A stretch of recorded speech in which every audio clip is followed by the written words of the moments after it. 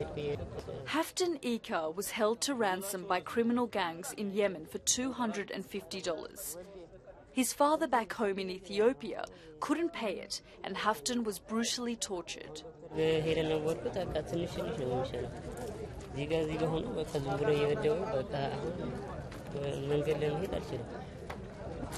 Haftan is now living in a refugee centre run by the International Organization for Migration, which is also home to 17-year-old Efta. She too left Ethiopia in search of a better life and was kidnapped on arrival in Yemen.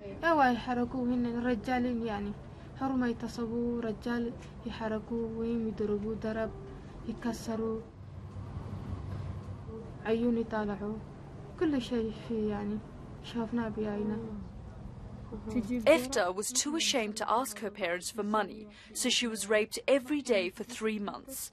She says the men who kidnapped and raped her were dressed like Yemeni soldiers.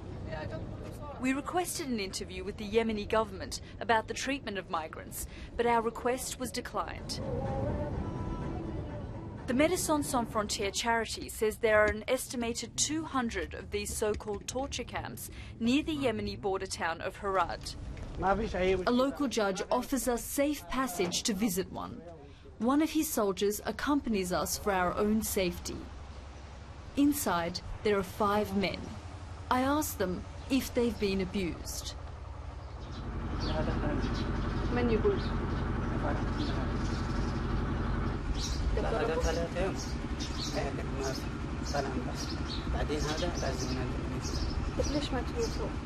We then spot the entrance to a small room at the edge of the compound.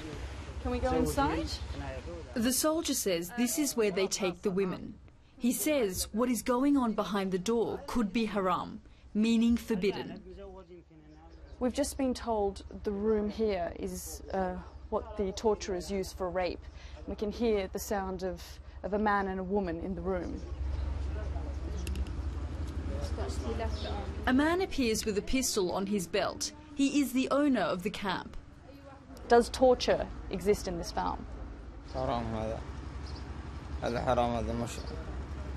And are there any women in this farm?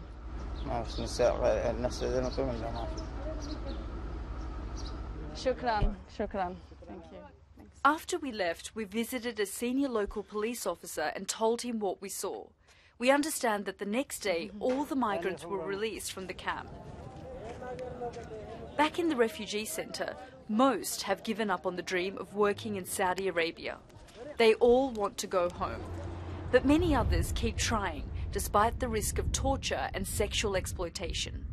Yalda Hakim, BBC News, Yemen.